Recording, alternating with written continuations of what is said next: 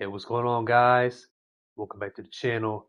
Now, in today's video, I'm going to be going over the gods in the zodiac, how astrology plays a part in ourselves, our well-being, and our mission on this planet. Now, astrology is a very vast and a very broad subject. Too much information to compile into one video. So, in this specific video, I'm just going to be talking about the origins of astrology, what astrology is, how astrology affects our internal well-being, and how we can utilize astrology to manifest our desired reality. So let's not waste any time and let's go ahead and get started. So first off, before we dive into the deep in the depths of astrology, we first need to go over what astrology is. All right.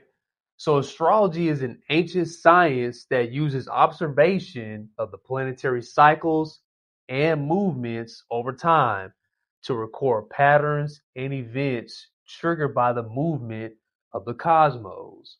All right. So I like to utilize this example a lot in my videos. We are the microcosm of the macrocosm, right? The seven hermetic principles: as above, so below, as within, as without, as the universe, so the soul. We are essentially the universe experiencing itself. We are ultimately God experiencing itself in the third dimension. That's how powerful we are, and that's how multifaceted we are as multidimensional cosmological beings. Right? We are our own universe. In order for us to tap into that universal power, in order for us to open up the universe within us, we have to do the necessary work to accomplish that, such as shadow work, ancestral healing, meditation, these sorts of different things, right? So understanding what astrology is exactly and what's the purpose and meaning behind astrology can go a long way into manifesting what we want in our lives. So when and where did astrology begin? The recorded history of astrology began with the Sumerians in Mesopotamia, 6,000 years ago, as well as Vedic astrology, which began at least 5,000 years ago in India. Right? So there are many different types of astrology. We have the Western astrology that we utilize here in the West. We have Vedic astrology. We have Chinese astrology, and et cetera, et cetera. So Vedic astrology basically deals with studying the constellations and studying the stars to predict certain events. Right? That's why you have certain people in positions of power who utilize astrologers to help them plan certain things and to plan uh you know certain things in order for certain leaders and certain people in positions of power to establish certain laws, regulations, events, and things of this nature. Right?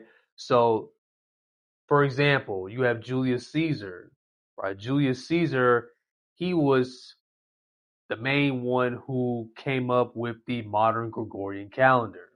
Right? He was able to use certain astrologers and mathematicians to make this thing come into fruition. Right? So these are some examples of the types of astrology that are being utilized in the world today. So from 2400 to 331 BCE, the Babylonians create the zodiac wheel with planets, 12 houses representing areas of life and development. So the Babylonians were able to create the wheel, the zodiac wheel, with the corresponding planets according to each zodiac. So each zodiac corresponds to a certain planet within our solar system. So after Alexander the Great conquered the Babylonians, the Greeks further developed astrology, giving the zodiac signs and planets their modern names. So, for example, Venus has influence over Libra. Mars has influence over Aries. Saturn has influence over Capricorn, etc., etc. So the modern names of the planets within our solar system come from the Greeks. So later on, as the church started to take power, example, the Roman Catholic Church, astrology started to decline. It therefore lost popularity until its resurgence in the late 19th century. Okay, so as soon as the church took power, as soon as the church took over, astrology has lost its power and eventually lost its popularity. So when we look at the Bible, for example, right, most ordinary people, most uh, religious people, they look at the Bible in a very third dimensional way. But when you actually take a look at the Bible and read it and dissect it, the Bible has a lot of esoteric symbolism within it. The Bible has a lot of esoteric information within it, right? The Bible is nothing but astrology. It's basically an astrological book. There are a few examples. First example, Jesus gathering up the fish in the sea, right? This represents the age of Pisces. In the age of Pisces, when you look at it from historical origin, from a historical standpoint, the age of Pisces represents the birth of Christianity, the emergence of Christianity. Okay, just like with the Essenes were astrologers. They were able to map out the constellations and study the stars in order for them to locate the birthplace of Jesus Christ. And the 12 disciples of Jesus represents the 12 zodiac signs. Okay? So when we look at this Jesus Christ figure, when we look at the Jesus Christ character in the Bible, they are essentially talking about you. When they're talking about this Jesus character and all the things that he's done and all the things that he's did, all the things that he has done, uh, within the Gospels of Mark, Matthew, John, these different chapters, they're essentially talking about you. Or they're talking about you, the light bringer, bringing back the Christ consciousness. Okay, we may tend to think that this character has, came down here, came down to this planet, sacrificed himself for the world and the sins of the world, died on the cross, resurrected on the third day, and ascended to heaven. These sorts of different things. Actuality, I can go into the mythology of it, but essentially they're talking about you. So instead of looking at Jesus from a third person, look at Jesus as yourself. Look at Jesus as your own Christ figure because you are Christ-like, right? There are many different Christs that exist on the planet, not just him. Okay, so just start to look at these stories and these individuals in the Bible in a totally different way, in an esoteric manner. So if you want to learn more about how astrology ties into the Bible or vice versa, I recommend reading this book, The Gospel and the Zodiac, Allegorical Astronomy and Astrology in the Gospel of Mark by Bill Darlison. So if you want to learn more about how astrology ties into the biblical text, I recommend checking out that book. So what is astrology used for? Astrology can be used as a tool for personal development and growth, seeking insight into their personal patterns, limiting beliefs, and potential. So modern Western astrology, what we're doing with modern Western astrology basically deals with studying the stars in order for us to learn more about ourselves and to help ourselves on a multidimensional level. Just like I said in the beginning with Vedic astrology, basically deals with mapping up the stars to predict certain events. But Western astrology mainly deals with how we can utilize astrology to help ourselves on a much greater deal. So modern Western astrology is centered on creating a chart or horoscope that is cast for a specific time, date, and place using the tropical zodiac, which is based on the symbolic relationship between the Earth and the Sun. Tropical zodiac divides the ecliptic into 12 equal parts of 30 degrees each, aka the signs. This is oriented to the seasons, with the zodiac beginning in the spring equinox when the sun moves into Aries. So I mentioned earlier in the video, we have the modern Gregorian calendar thanks to Julius Caesar. Now within the modern Gregorian calendar, the New Year's starts within this winter solstice beginning on January 1st. But essentially, the new year actually starts in the spring equinox when the sun moves into Aries. Okay, so during the winter solstice, you can see this within nature, right? We have lost touch with nature, and we need to model ourselves after nature because we are nature. It is nature. So you look at animals, they hibernate, they store food and just sleep throughout the winter. Certain animals do this. So this represents us taking the time to rest and recharge and to uh, get ourselves ready for the rebirth of spring. Okay, so during the spring equinox, everything blossoms, everything becomes reborn, everything becomes renewed. Okay, so this is when the new year should actually start, when the sun moves into Aries. All right, so this is a perfect example of how we should look at astrology and how astrology is a representation of how we should be more involved and be more in tune with the cycles of the universe and the cycles of nature.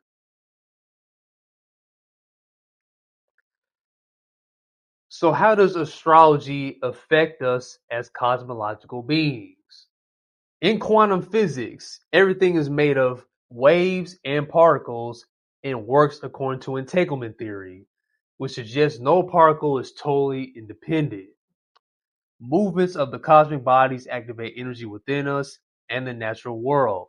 We are entangled with the entire universe. So, like for example, in quantum physics, specifically quantum entanglement, when you have two particles, right, and two particles become interlinked, and you separate one particle and put it on the other end of the solar system and keep the original particle where it is, right? And the other particle is aware of the other particle, right? This is an example of quantum entanglement. This means that everything is interconnected, everything is tangled, and everything is connected within everything within the universe, right? Just like the double slit experiment, when a conscious observer is not observing the energy, it uh, manifests as waves of potential. When a conscious observer uh, observes the energy or observes the subject, it exists as particles, right? So this just shows how powerful our minds are, how we're able to, think, uh, think of things, how our thoughts are able to manifest things into reality, and how we are, uh, you know, how we intertwine and how we exist within this energetic grid, and how we are more powerful than we think we are. So the moon cycles affects the Earth's tides, menstrual cycles, and our emotional energies. This shows that the cosmic bodies, planets, and beyond with work within us as well.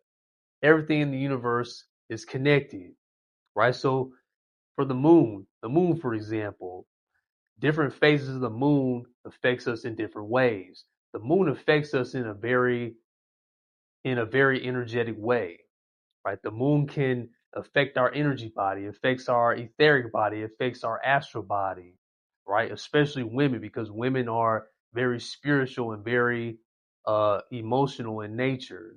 So the moon has an effect on our well-being. The moon has an effect on us, and within women, it has effect on the menstrual cycles and the energetic body as a whole. So if you want to look more into how the moon and the lunar cycles affect us on a day-to-day basis. I recommend this book, Moonology, working with the magic of lunar cycles. Talks about why getting in tune with the moon can change your life for the better, how you can predict the weeks ahead based on the moon, powerful rituals and ceremonies for work with the moon, et cetera, et cetera, et cetera, by Yasmin Bolin. So check out this book if you want to learn more about that. So the calendrical systems are based on the movement of the cosmic bodies. The earliest calendars are based on the movement of the sun, the star Sirius, the Egyptian calendar, or the moon, the Greek calendar.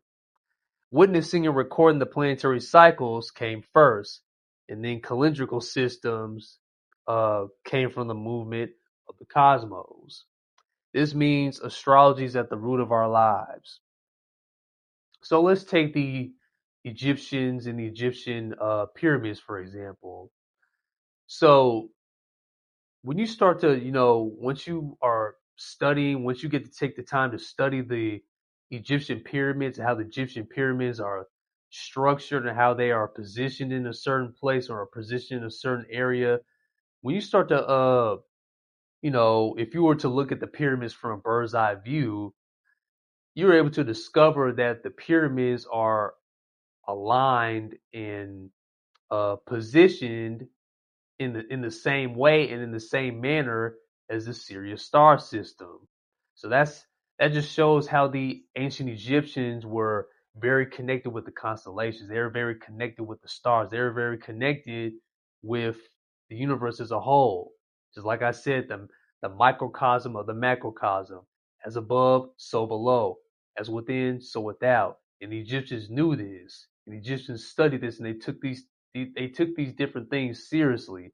They're very much connected with astrology, astronomy, the stars, the constellations. All right. And another example, you have the Dogon tribe or the Dogon people. So if you don't know who the Dogon tribe is or the Dogon people, basically the Dogon people are the descendants of the ancient Egyptians, the ancient Kemites, the ancient Kushites, whatever you want to call them, and they reside in the country of Mali, Africa, the country of Mali, West Africa. So they were very deep into cosmology. They have their own cosmology. They had advanced knowledge on our solar system as well as the Sirius star system. Now, the question is, how are they able to gain all this knowledge on not just our solar system, but the Sirius star system as well, without the modern technology that we utilize today? How are they able to know all this information and this knowledge without the use of modern technology and advanced technology? Well, the answer to that is they were visited by these advanced extraterrestrial beings called the Nomo.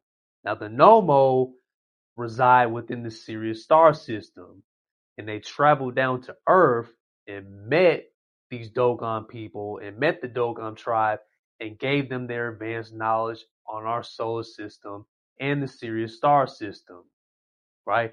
And also, the Dogon are known for their what's called the Siki ceremony. Now, the Siki ceremony uh, uh, is all about it's taking place within every 60 years in commemoration of the full orbit of the Sirius star system, right? The Sigi ceremony is all about, performing rituals, doing certain dances, the costumes that they wear and things of this nature. So the Dogon are a very advanced people, and they were able to gain this advanced cosmology and this advanced knowledge from these extraterrestrials called the Nomo. So if you want to learn more about the Dogon and the science of the Dogon, I recommend this book, The Science of the Dogon, Decoding the African Mystery Tradition by Laird Scranton, forward by John Anthony West, right? I'm the book plug. I got all the books on deck. So if you need any books to read, I'm always suggesting books in my videos now, to gain some more knowledge and insight on certain things. hey, you might be interested in on some of these subjects and topics. So if you're interested on the Dogon, the science of the Dogon, check this book out. So I want to read a little bit from the Hermetica, the Lost Wisdom of the Pharaohs, and speak on the perspective of Hermes Trismegistus and the zodiac. So this is the zodiac and destiny.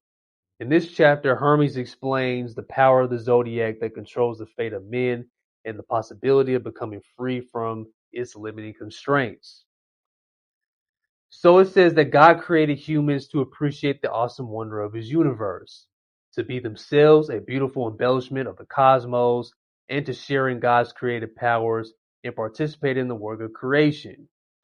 The heavenly gods, the planets who had already bestowed on man some of their own power, now urge the Creator to be cautious. They fear that man will use his inquisitive mind for destructive as well as constructive purposes. Man's powers, they complain, are too great and unlimited, and therefore dangerous to himself and the order of the cosmos.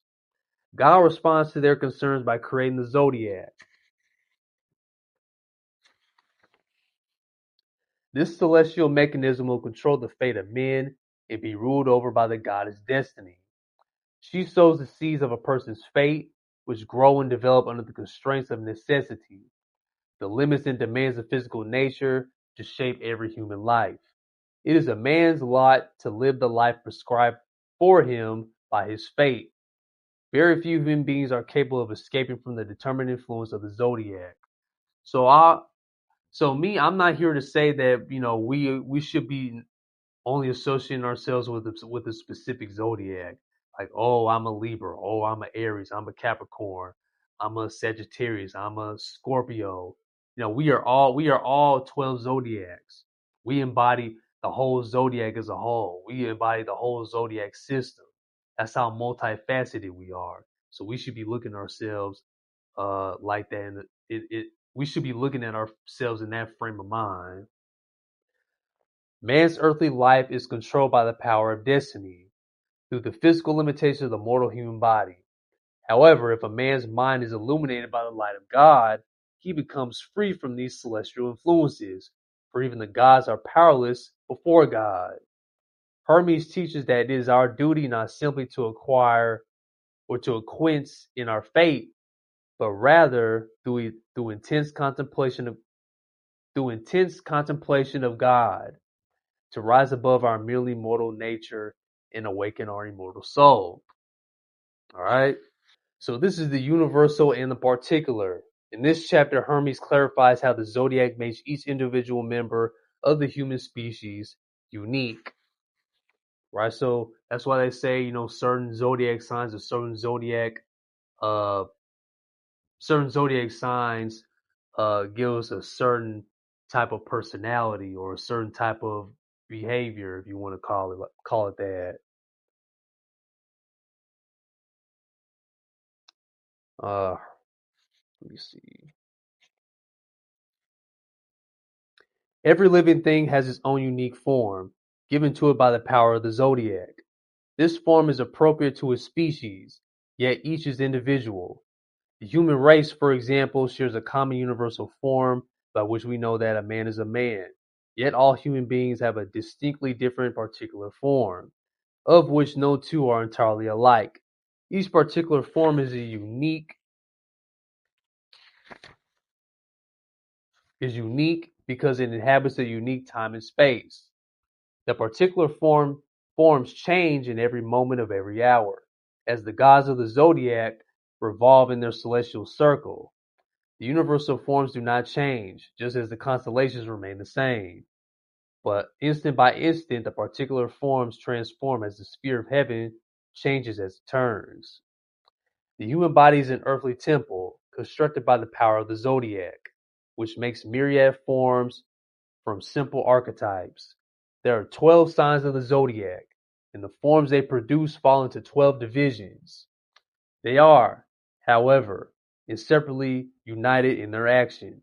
Nature makes the human body so that its constitution resonates with the patterns of the stars in such a way that they mutually affect one another. When we are born, the planetary gods who are at that time on duty as ministers of birth take charge of us. These particular powers that change according to the rotation of the planets make their way in through the body and mold and shape our souls and mold the shape of our souls. They penetrate our nerves and marrow, veins and arteries, even our innermost organs. So this just shows that even our blood, our organs, our nervous system, all these different things have their own consciousness. They're their own entities, and they work together to make this body function in the best way possible.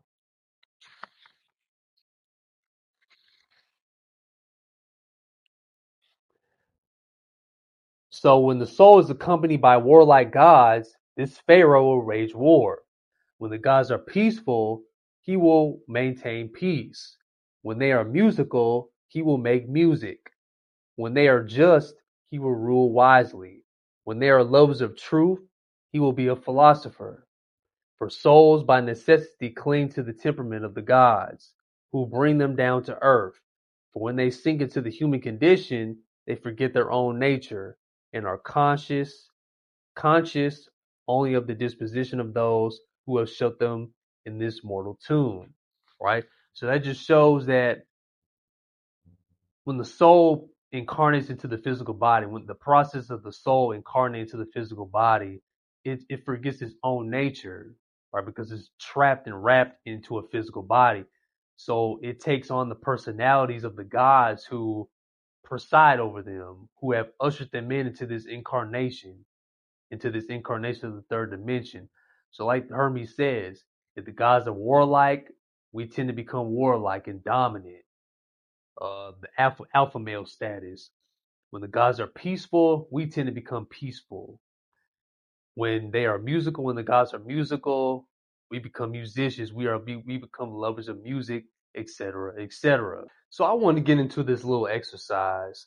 So this exercise deals with your sun/moon sign, right? So of course, the sun sign is the day you were born and the month you were born.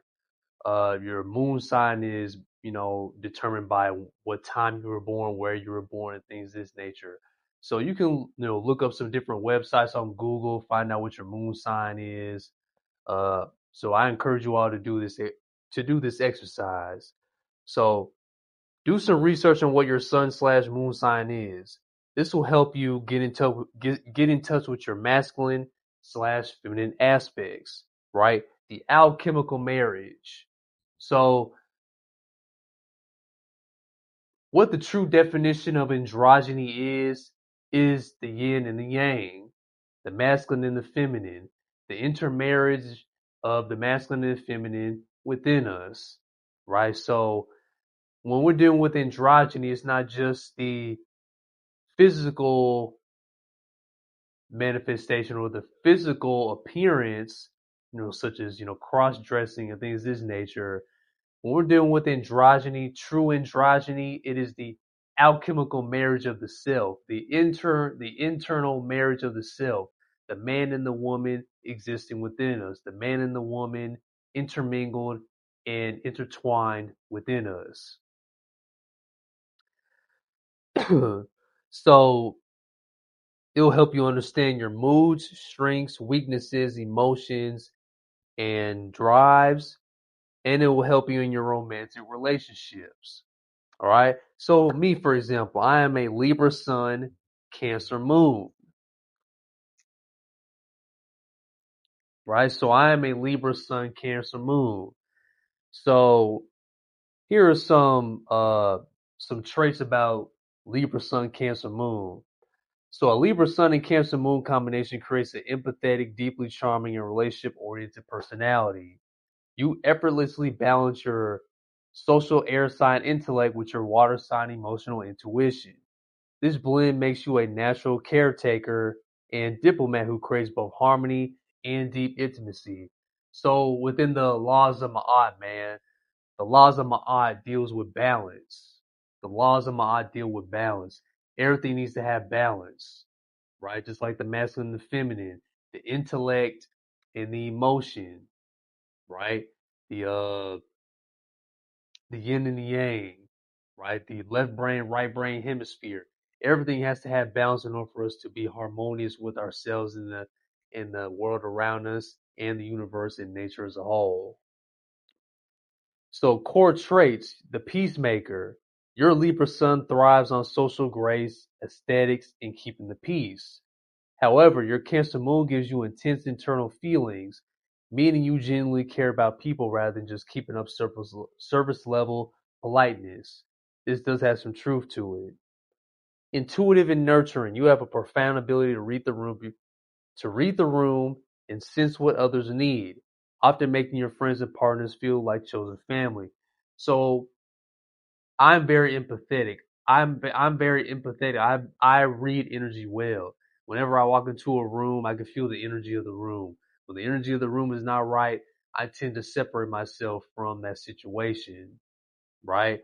I tend to know if somebody's going through something. I tend to know if somebody's happy. I tend to know if somebody's sad or if somebody is going through something or something's on their mind. I'm very empathetic and I can read energy very well. Inner conflict. You experience a natural square between aspect between air and water. Your mind, Libra, wants logic, balance, and compromise, but your heart, Cancer, can be highly sensitive, moody, and easily hurt. So that's why I said there needs to be some sort of balance. Balance is the key to everything. Balance is what keeps this universe afloat. So in love and relationships, devoted and romantic. You express love through thoughtful gestures and by building a comfortable, emotionally secure home environment. So, in relationships, I consider myself a lover boy. I consider myself a lover boy. If I'm in love with a woman, if I care for the woman, then I'm going all in on the relationship, right? So, that's just me personally. I take things like that seriously. I take certain relationships seriously, right? If provide for me, I do the same thing for you. That's just how it works. That's how all relationships should work. So the people pleasing trap, because both signs are focused on others, you may give too much of yourself, leading to hidden resentment or feeling unappreciated. So this is one of my weaknesses. I tend to be a people pleaser. I try to please everybody, even though if I don't, agree with a certain person or agree with a certain group of people. I tend to take sides, take certain sides, even though I don't agree with uh what somebody else said. So that's something that I need to work on. That's another trait that I need to work on within myself. Having a backbone, having my own opinion, and standing my ground or whatever it is. So strengths and struggles: strengths, magnetic charisma, artistic sensibilities, deep empathy, and the ability to act as an objective counselor to others. Struggles, indecisiveness, absorbing the moods of those around you, and a tendency to become passive aggressive if your boundaries are crossed. So I tend to be indecisive. Even, small example, me deciding what I want to eat. I can be very indecisive when it comes to certain things like that. Absorbing the moods of people around you, I tend to do that as well. Things of this nature. So there's a lot of stuff, I'm human. I'm not perfect. I make mistakes. Certain things I need to work on, just like everybody else. So, this exercise can come in handy to help you guys out, to help you understand yourself, help understand your strengths and weaknesses based on your sun and moon signs. So, if you want to learn more about, how to get in touch with your masculine, feminine aspects, understanding your moods, emotions, and drives, and recognize your most compatible companion and perfect life mate, I recommend reading this book, Sexual Astrology, by Marlene Marcini Rothjeb. If you want to learn more about, certain things like this, check out the book Sexual Astrology. So there you have it, folks. This is the gods in the zodiac, how astrology plays a part within your being. Hopefully you have learned something from this video. Hopefully you've taken a lot of information from this video. how to utilize astrology to manifest your desired reality and to improve yourself from the inside out. All right. So hopefully this video helps you out. And if it did, then my job is complete and my job is done. I've done my job and I've done my part. So thank you guys for watching, and till next time. And always remember, all power resides from within. And always keep the faith, because God and the universe is always working for you. Take care, guys, and God bless.